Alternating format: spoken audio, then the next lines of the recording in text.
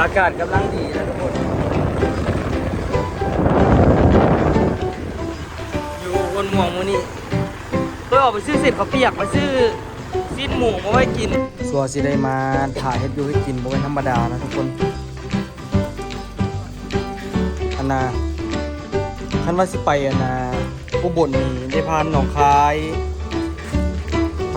ยอุดรขอนแก่นกาฬสินธุ์ร้อยเอ็ดยะโสแต่ละบอนไปเลยเนาะวันนี้ขี่รถดิ่งไปประเดียวมันไกลเติบอยู่นี่เด้อนะ Facebook ตัวสิเป็นประมาณนี้เนาะนี่ก็คือเป็น Facebook ของตัวเองเลยเนาะที่อยากทักหาตัวกับสบายดีตอนเช้านะทุกคนเนาะเช้ามื้อนี้นี่ก็เป็นมื้อที่เฮาสิได้มาเฮ็ดข้าวเปียกกินตอนเช้าทุกคนมื้อนี้ฝนเช้าตกแล้วเนาะแล้วก็ซักเครื่องซักของแล้วก็ซิเมียนบนนอนมื้อนี้หลายอย่างมื้อเนาะ มื้อนี้แดดขอให้แดดออกซะเพราะว่าอยากตากเครื่อง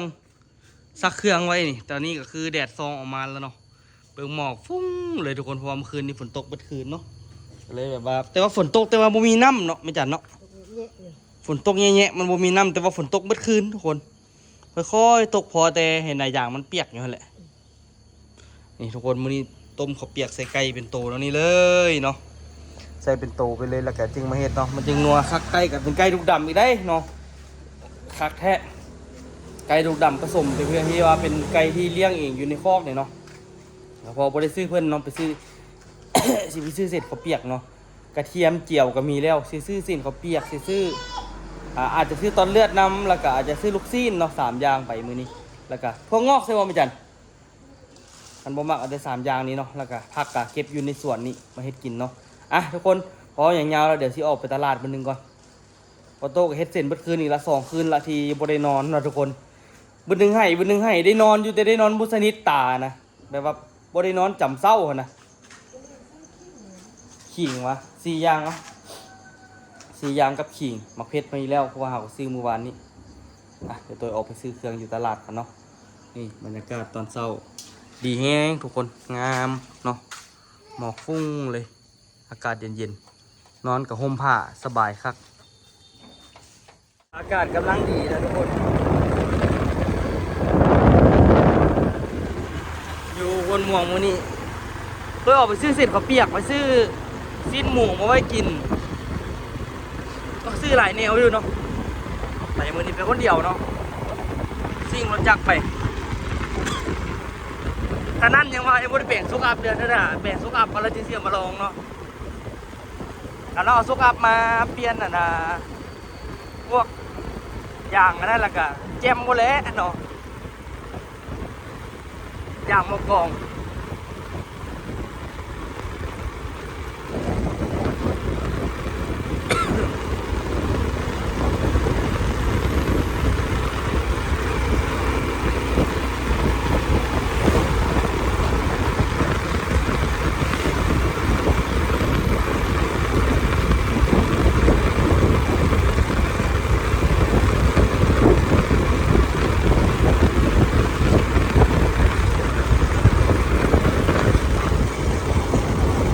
นี่คือบรรยากาศที่เข้าไปในตัวเมืองเนาะ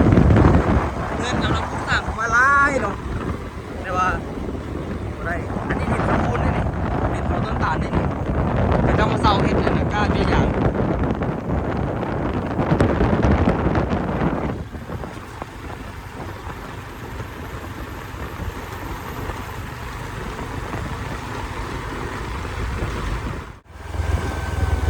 ฮอดบริเวณน้ำซานล่ะน้ำขึ้นบ่มันขึ้นฝนตกบนคืนน้ำนิ่งโมไม่อย่างเลยเลยไปบ้านแห่คือสิได้กินอยู่ น้ำนิ่งน้ำบ่ขึ้นปกติเนาะน้ำตกบนคืนแต่น้ำบ่มี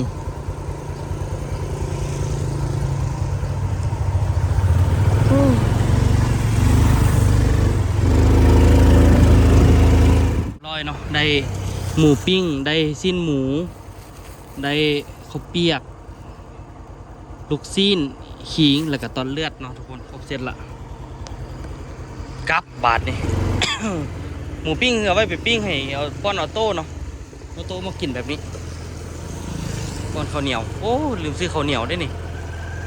ซื้อข้าวเหนียวนิดนึงเนาะไปป้อนเพิ่นเพราะเขาบ่ได้มาเมื่อคืนนี้ก็จะได้กินก็จะได้กินอันกับอุ่นร้อนๆอู น้ำแกงอะนะมันจะสดกอกคักๆแต่กับบลันเราไปเมื่อวานนี่เส้น2 รอบซ้อนมันสวยได้เมื่อแรงเนี่ยเส้นเศร้ามากินเส้นนี้ไปซื้อหมูปิ้งมาไว้ตู้เย็นท่านตื่นเศร้าบุ้งเสียอย่างเราจะเฮ็ดหมูปิ้งกันลูกไปโรงเรียนก็ได้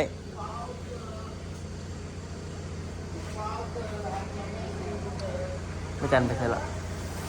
จันไปใครละเอ้าอันนี้คอยเอาเลือดงัวก่อนเลือดหมูเพราะมันโบแซ่บนี่ฮะตัวจะพวกตัวสิได้มาถ่ายเฮ็ดอยู่เฮ็ดกินบ่เป็นธรรมดานะทุกคนอันน่ะคันว่าสิไปอันน่ะอุบลนี่ได้ผ่านหนองคายอุดรขอนแก่นกาฬสินธุ์101ยะโสเขาอยากไปยะโสเขายะโสกันจึงอันนั้นที่บอกจึง101แล้วก็จึงอุบลราชธานีบุพานนั่นหรอบุพานนั้นมุกดาหารหรอบุพานโอมหรออยากพานก็ได้โอ้มันต้องผ่านนะเว้ยบุพานถามไม่จ่าได้ไปวะมาเร็วเอาไหมหนองคายอุดรขอนแก่นกาฬสินธุ์101ยะโสแล้วก็อุบลต้องผ่านขอนแก่นผ่านแต่จะว่าบุพานผ่านอยู่ว่าไปไม่จันไปแล้วป้าเหื่อนเลยนะโอ้เขาก็บ่ได้ไปโดนให้อันนาให้เขาน่าจะให้มีนาที่บอกมีนาจะยากกับลูกมันยากเอาลูกมาพี่เลยอยู่พุ่นมันเก่าลูกอยู่พี่มันเก่าลูกคือกัน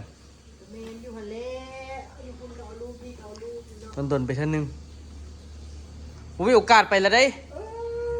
แห่เทียนนั่นนะพรรษาใหญ่ที่สุดในโลกก็ได้อยู่หันน่ะอลังการงานสร้างขนาดนี้เขาเทียนมาเฮ็ดเป็นปราสาทมาเฮ็ดเป็นตัวหงบักใหญ่บ่ได้มีอันเดียวได้มีบักหลายอีกไปถือว่าคุ้มค่าอยู่ไปเบิ่งประสบการณ์ชีวิตคันไม่จันไปกับพอดีเต็มรถ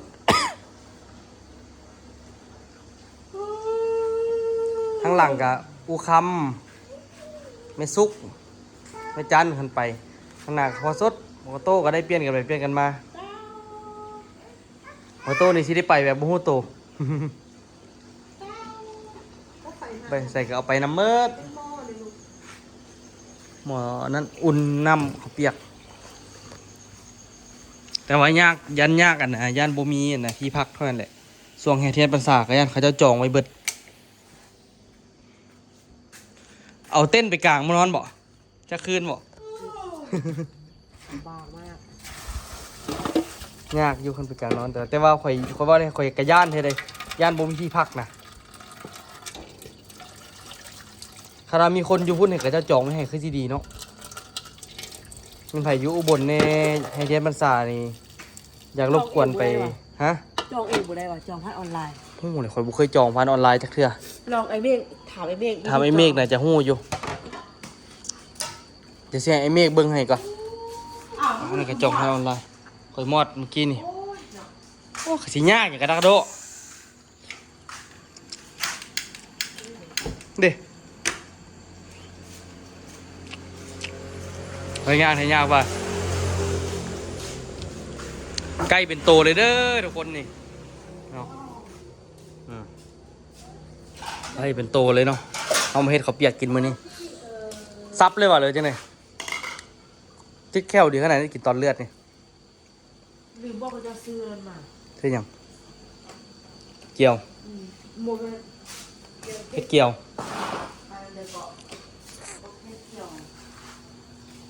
ก้าวไปสิไปจักมือนี่เจ้าว่ะไปก่อนมันต้องได้ไปก่อนอยู่ละไป37 38 39 30ก็มาประมาณนั่นแหละ37ก็เบลเวียน38ก็ออกเดินทาง39โอ้ย ซอเจ็ดอยู่เวียงแล้ว แต่เจ๊ก็ออกเวียงออกมาไปเวียงเดี๋ยวว่ะเล่นไปเลย หัวซอเจ็ดน่ะออกเดินทางละซอเจ็ดซอแปดแม่นละซอเจ็ดออกเดินทางขายเครื่องขายของเนี่ยเด็กก็มีมาด่าก็ได้เส้นเมื่อยกินเส้นแล้วค่อยสิกินกับข้าวเหนียวเอา สนี่บอก อืม ลายไปได้นี่กัน มานั่นแหละเอ้าหลายเติบอยู่ แต่ว่าได้กินเดี๋ยวกินสัก พอ สิ ที่ ละ จะยักขายเส้นเขาเรียกลาวเนี่ยไปไทยนะแซ่บๆเลย มีคนซื้อบ่ล่ะ มีคนอยากซื้อไม่เอาลายบอก ไปต้องได้ซีนไปดีๆแล้ว ขายก็ขายเอ้ยมีแต่ว่ามีแต่ยากกูเฮ็ดจักเทื่อ แกผู้ส่วนแล้วผู้เฮ็ดน้ำควายเนาะ โอ้ยถ่ายเฮ็ดน้ำอย่างคะแนนเจ้าเฮ็ดละแม่แต่เจ้าซื้อมาข่อยก็ได้เฮ็ดน้ำคือเก่า ไปซอกเจ้าที่แซ่บ บ่ขายเขาวเปียกสำเร็จรูปเลยอู ๆแต่เป็นรูปเหมือนได้น้อยนะ โอ้คือของกระสลองเฮ็ดออกมาก็ได้หลายเติบก่อ บอกมันแบบว่าถ้าเขาเฮ็ดอันนี้เขาไปต้มเองอะมันได้หลายอะค่ะช่วงไปไทยเขาไม่เฮ็ดอยู่ลาวอะนะ แต่อันนี้มันกินง่ายกว่าดิใส่แล้วก็แต่ของกระสลองเขาก็ว่าแซ่บอยู่ก่อ เค็ม เข้มก็ใส่น้ำหลายเอ้ย มันก็เฮ็ดเพื่อเครื่องเนาะวิวเราใส่ผักไอ้เหี้ยมันใส่อะค่ะ ข่อยก็ใส่ในอยหนึงคือกันใส่หลายมันเหม็นเขียวนะใส่หลายมันเหม็นเขียวแล้วมันบ่แซ่บนะลูกซีนข่อยเอาหลายนิดนึงก็ได้มักลูกซีนอันนี้ โอ้ยเอาไปเสื้อทางใดดิโอ้ยจุกใจเลย ตัวใดของข่อย ตัวนี้ โอเคลูกซีนแซ่บถ้าเราไปอ่ะนะอุบลสิพาไปกินข้าวเปียกที่แซ่บที่สุดในอุบล อ่อนในสุวรรณคันไปคือสุดลือคือสีข้าวมันไปลุงสุดลาวไปแห่เทียนมันซ่าจะสวยไหม เรื่องแบบนี้เรามักกินแล้วเรื่องแบบนี้แต่กี้ไปแห่ประสาทพึ่งเราไปตลอดไปบ่ไปน้ำเราก็ไปคนเดียว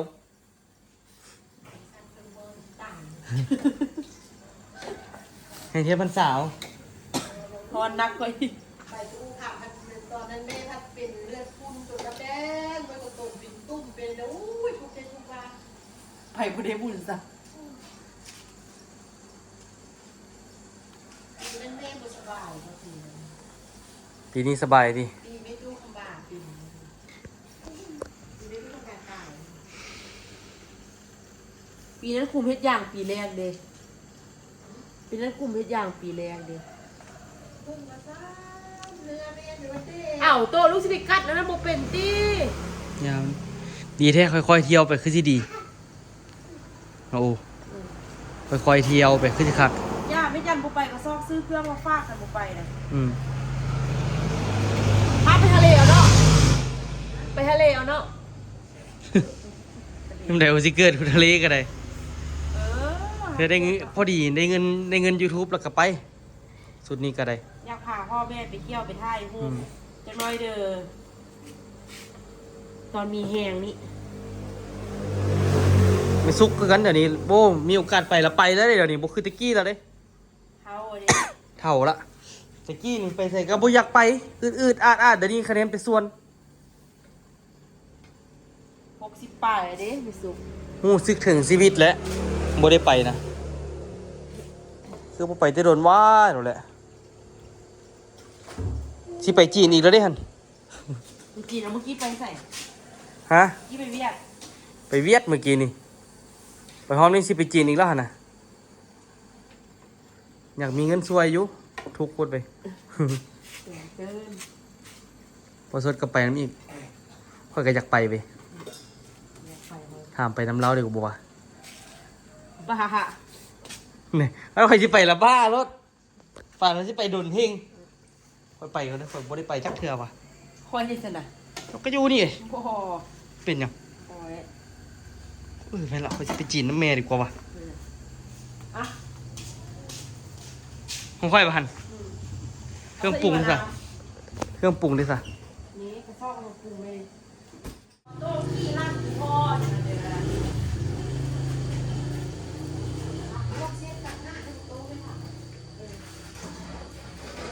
วางแผนทุกคนวางแผนเที่ยวตรงนี้บวงอยู่ ตอนเลือดใส่เด้อเขาอยากกินบุฟเฟ่ต์ ไปจ้าพร้อมเงินแล้ว โอ้ยกินมาละ ที่มีโอกาสได้ไป นี่ นี่ เดี๋ยวนั้นละบ่ นี่ แม่ว่าอย่าเฮ็ด โอ้นะ เลยเอาไปเลยทำไปคุณ อีเมลว่าฮะแย่โพสเฮ็ดน่ะเฮ็ดเด้อวันนี้เด้อ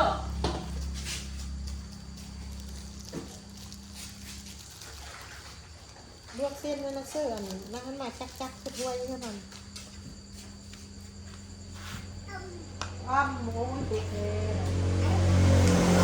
แม่ก็เสียกันเนอะนั่งดูนะแม่เดี๋ยวเอาเองปั๊บแล้วมันเอาหัวข้าวมาทำนี่โดนมาเนี่ยเอาเนาะ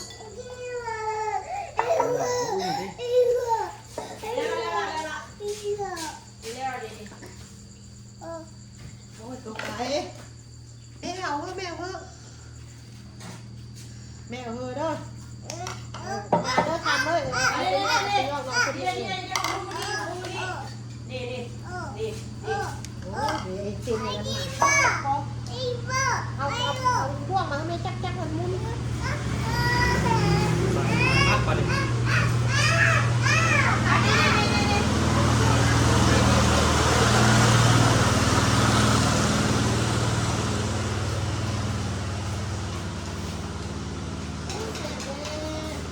เอาป้าก็ไม่สน ในเรื่องอยู่ทุกคน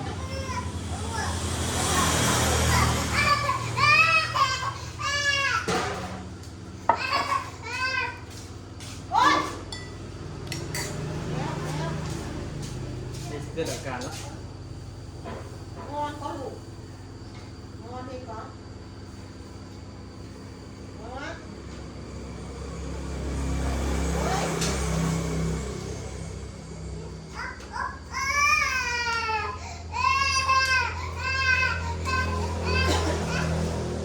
น้ำตาลก่อนดีกว่า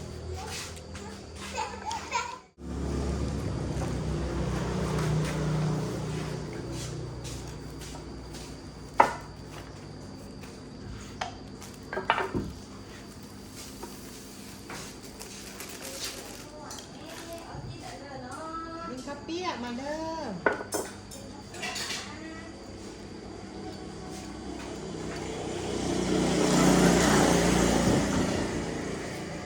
ละเลงเลยบ่ ชุดแล้วเลย โอ้ยมือ ใกล้เลยกินกับจี้กินเลย กินแล้วแม่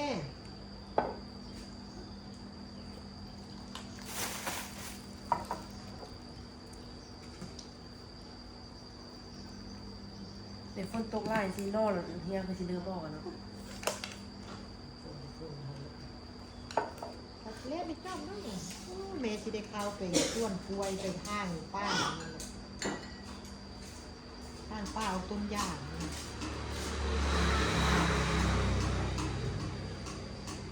จะพวกเพลงซ้ำเลยจะเป็นอะไรนะเผื่อเข้าตู้มันเป็นหักเลยกับต้นย่าง แซ่บบ่โตแซ่บบ่ ป้าได้ไปซื้อสิได้ไป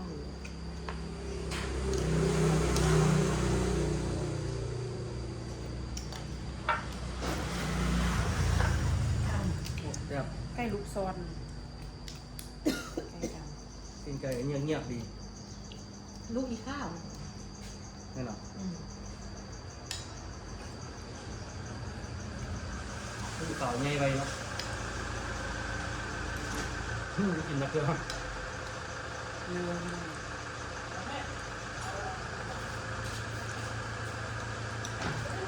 แป๊บนึง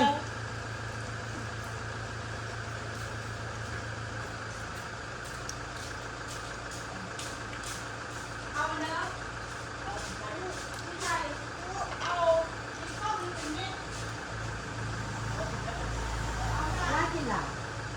กินลูกกิน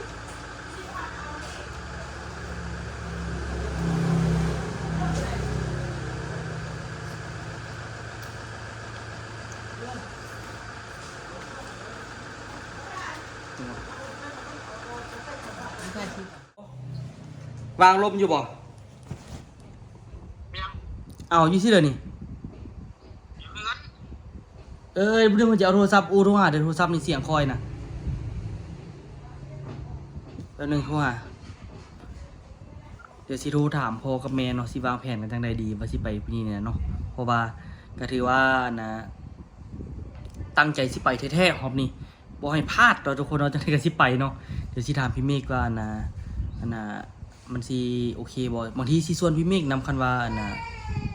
คันแบบว่ารถวางนะคันมีที่วางทีนึงนะบางทีสิส่วนพี่เมฆนำบางทีเพิ่นไปนำเนาะเพราะเพิ่นก็มักเที่ยวอยู่เดี๋ยวสิโทรหาพ่อมึงก่อนพ่อแม่ลองเบิ่งเพราะว่าสุดนี้นี่ยังเดี๋ยววิดีโอคอลดีกว่าปะโทรหาแม่จะน่าจะเป็นพ่อครับเอ้าแม่เด็กอาบน้ำอาบน้ำสัมปันนี้ไปแท่อยู่ที่ไปแท่อยู่ที่แฮเทียนอุบลนี่นะวันไหนไปอยู่นะเขาไปแต่วันที่เราเดินสินะมันมีช่วงแฮเทียนนี่มันมี28 29 30 29 30คันว่าไปก่อนก็ได้เที่ยวแต่ละบอนไปเลยก็เป็นกวนจังไรวะเนาะเนาะผมเป็นจะขี่รถดิ่งไปประเดียวมันไกลเติบอยู่เขาออกเดินทางประมาณวันที่ไปแต่วันที่26พี่บอก27 28 29ก็เอาแต่ว่าไอเดียภาษาเขาก็อาจจะเบิ่งมือนึงแล้วเขาก็กลับแต่กระโอ้เรากิจกรรมมันมีอย่างเดต้องวางแผนดีๆก่อนเบิ่งเสียโทรศัพท์ไปอีกหน่วยหนึ่งดิมันจิพานหลายจังหวัดอยู่ดิผมมีแผนจะไปเที่ยวสิตี้กันหลายจังหวัดอยู่ภาคใต้อยู่ที่อุบลกับมันจิพานหนองคายเนี่ยนอนหนองคายอุดรแล้วก็ขอนแก่นเบิ่งก่อนเสิร์ชเบิ่งดีๆก่อนเสร็จละแต่ผมไปทางมุกดาหารกันแหละบ่ทูไปทางมุกดาหารเขาไปทางมุกดาหารอยากไปทางมุกดาหารเนี่ยหรอคันถามมันซื้อคือว่าทางมุกดาหารมันจะซื้อกว้างเนี่ยนะบ่มันเหลืองเจ้าของเขาไทยนี่ทางนี้เพราะว่ามุกดาหารมันแบบว่ามันเป็นมันเป็นจ่วยเข้าไปเนื้อนะมันบ่ซื้อมันจิพานหนองคายอุดรมันจิไปขอนแก่นก็ได้หรือว่าสิไปสกลนครก็ได้ส่วนหลายก็ทางมอที่สุดก็หนองคายอุดรขอนแก่นมหาสารคาม101ยโสแล้วก็เขาอุดรเลยอุบลเลยใช้เวลาจะชั่วโมงในการไปใช้เวลาประมาณ10 ชั่วโมงแต่ว่าเขาไปหลายมื้อเลาะนอนซะไปซะแล้ว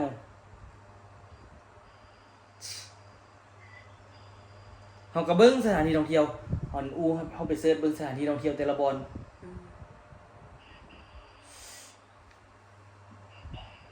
ประมาณวันที่26พอดีเงินเดือน YouTube ก็พอดีออก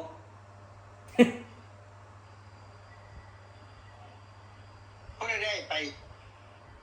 ก็มีแต่เฮาแหละไอ้เพิ่นบอกว่าโต้ไอ้พ่อไอ้แม่นี่แหละเพราะว่าฮะไม่จันบ่ไปไม่จันน่ะบ่ไปมื้อนี้ค่าไข่เครื่องเอาค่าละทอดเฮือนว่าซั่นเราว่าคือทอดเฮือนไปหึงโพดนี่คนขี้รักหลายซั่นคนขี้รักก็หลายถ้าไปนั่นซะถ้าไปทะเลเอาอ้าวคือเขาโทรศัพท์อีพอเสร็จนะมันคือเขาโทรศัพท์อีพอโทรหาอีเมย์หูแล้ว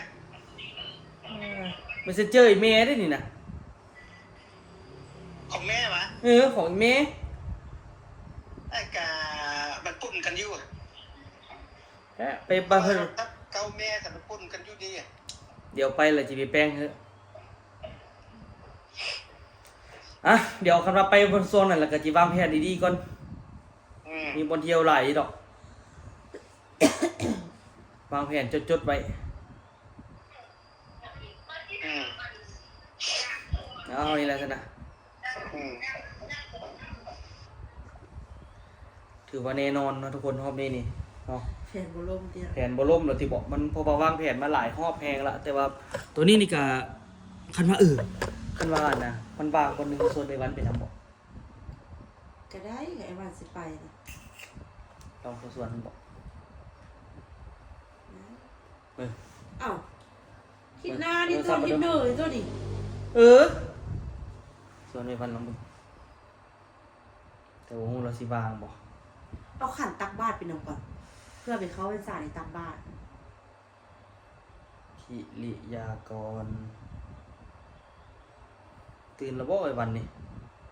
ก็ย่าเราไม่อยากไปนะอันนี้ไอ้โรดไปแล้วอยากไปเยอะกับเฮา3 คน4 คน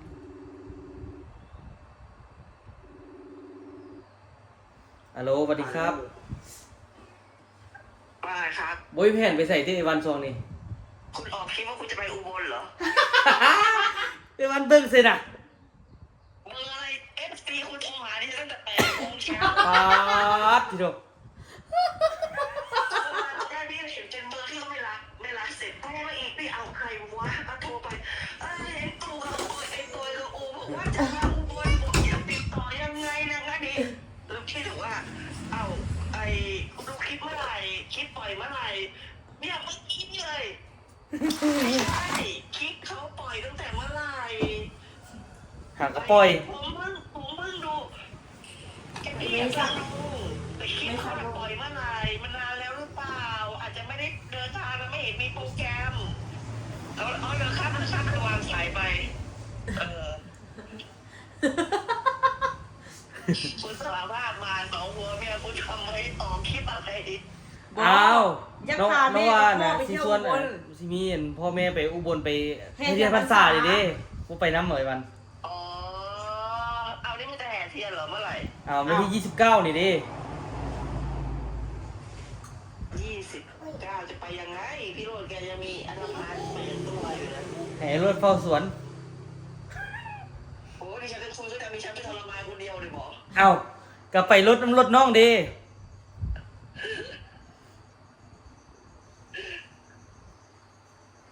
คุณจะไปอ่ะเดี๋ยวนะ20 น่าจะไปได้26นี่แหละ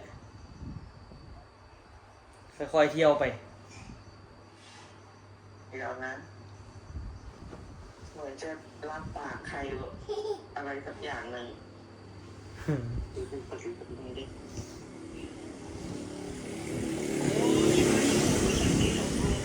โดย ไปลงทะเบียนไว้แล้วอ่ะ แล้วจอย เออ วางแผน ที่ผมจะไปลงทะเบียนเรื่องทำบัญชีด้วย AI ไง นะ เรียนไปทำบัญชีกับ AI แล้วซาดแล้วจอย เออ มันอบรม2 อาทิตย์ไง เหมือนเมื่อกี้นี่พี่เพิ่งไปอบรมทำคลิป AI มาไง ก็สนุกดีนะ เห็นบ่ สนุกดี เอาสนะคันว่าในวันลงไปกันนั่นน้องโทรมาถามซื้อบุรีไอ้วันวางบ่ได้ออกเที่ยวกันดนละสินะ นั่นแหละ แต่ว่าสิส่วนพ่อกับแม่ไปน้ำไปแห่เทียนพรรษา โอ้ไม่น่าล่ะ FC คุณโทรมาหาดิฉันตั้งแต่เช้าเรียนว่าเฮ้ยไม่ได้ออกคลิปกับตัวกับอูตั้งนานแล้วเหรอ FC เขา2 คนนี้ยังรู้จักพี่อีกเหรอวะ ยังคิดว่าจะติดต่อพวกคุณ2 คนนี้ก็โทรหาดิฉันเหรอ น่ะ Facebook ตัวสิเป็นประมาณนี้เนาะอันนี้ก็คือเป็น Facebook ของตัวเองเลยเนาะมันไผที่อยากทักหาตัวก็ทักหาได้เลยเนาะเพราะว่าสิไปเที่ยวอุบลอยู่สิส่วนพ่อส่วนแม่ไปเนาะพอดีเป็นพ่อ FC หรือว่าแม่ FC บอกที่โทรหาทักหาไอ้วันก็ทักหาตัวทางนี้ได้เลยเนาะพอดีสิไปแน่นอนอยู่แล้วเนาะรับประกันว่าไป แต่ว่ามีอย่างหนึงที่ตัวคิดบ่ถึงเนาะตัวมีคนฮู้จักอยู่อุบลอยู่พี่ตามเด้เสียตามเนาะพอดีนะเพิ่นอยู่หั่นลืมแท้ลืมว่าทุกคนเด้พอดีสิไปเที่ยวแล้วก็มีพ่อแม่ FC เพิ่นทักว่าเอาเป็นหยังคือบ่ทักหาเสียตามอยู่อุบลเพิ่นว่า โอ้ยลืมได้ยังไงว่าสิไปฮันเทอร์ไดกาลืมทักหาเพิ่นได้ยังไงว่าสินะทุกคนเนาะเพิ่นมีสวนทุเรียนอีกก็บางทีมีโอกาสสิไปเที่ยวสวนทุเรียนเพิ่นนำเนาะพาพ่อแม่ไปเที่ยวเนาะช่วงนี้นี่ก็ถึกอยู่ช่วงหน้าทุเรียนอีกพอดีคักเลย แต่ว่าตั้งใจสิไปแน่นอนอยู่รอบนี้คือสิบ่ล่มดอกเนาะสิเฮ็ดดีๆเตรียมตัวไปดีๆแล้วก็ไปเที่ยวเนาะการอาจจะมีแต่พอสดแม่สุกโตยแล้วก็ออโต้แล้วก็อุคัมนี่แหละที่จะไปเพราะว่าอันน่ะแม่จันบ่ไปเนาะแต่ว่าคันแม่จันเปลี่ยนใจก็ไปทันอยู่ รอบนี้ถือว่าตั้งใจไปประมาณ5มื้อเนาะทุกคน5มื้อแต่ว่าสิไปนอนอยู่อุบลนี่ก็คิดหนักอยู่เรื่องที่พักเนาะเพราะว่าอาจจะบ่มีที่พักเพราะว่าเฮาบ่ได้จองไว้เลยแต่ว่าเรื่องที่พักนี่ตัวคิดว่าเขาเจ้าน่าจะจองไว้เบิดละเนาะเพราะว่าถามไปวันในวันว่าโอ้ยากเดี๋ยวนี้คันว่าสิไปนะบอกเลยว่าคันว่าสิไปนอนอยู่ในตัวเมืองนั่นก็คือหานอนอยู่นอกตัวเมืองก็จึงขี่รถเข้าไปเบิ่งเอาเพิ่นว่าเนาะก็เลยว่าถ้าเบิ่งตัวจริงเนาะทุกคนว่าสิมีโอกาสได้ไปบ่คันได้ไปก็ถือว่าเป็นความโชคดีแล้วก็พาแม่สุขพาพ่อพาแม่ไปเบิ่งเนาะเพราะว่าแห่เทียนพรรษาอยู่อุบลนี่ถือว่ายิ่งใหญ่ที่สุดละในโลกเลยก็ว่าได้เนาะแห่เทียนพรรษานี่เนาะบ่มีประเทศใดที่จะเฮ็ดแบบนี้ดอกเนาะแล้วก็เป็นช่วงเข้าพรรษาจึงสิมีเนาะคันว่าบ่แม่นช่วงนี้ก็บ่แม่นมื้อนั้นบ่แม่นมื้อเข้าพรรษาก็บ่มีโอกาสที่จะได้ไปเบิ่งแล้วเนาะคนบ่ว่าสิเป็นในประเทศแล้วก็นอกประเทศเขาเจ้าเลยแห่กันไปเบิ่งเลยหาที่พักค่อนข้างยากแล้วก็ราคาก็คือสิอัพขึ้นอีกเนาะตัวเรียกว่าผู้ใดมีที่พักนี่หรือว่าหาที่พักได้นี่ฝากบอกแน่เพราะว่าตัวที่ไปเนาะมีพอสดแม่ซุกแล้วก็ตัวแล้วก็ออโต้นะทุกคนออโต้กะลักมาอย่างฮู้นี่นะทุกคนเป็นยังไงฝากทุกคนติดตามเนาะว่าไปนอนเนาะระวังมือเด้อระวังมือสำหรับคลิปนี้บ๊ายบายทุกคนสบายดีเด้อฝากติดตามเลยเนาะเพราะว่าตั้งใจสิไปแน่นอนเนาะ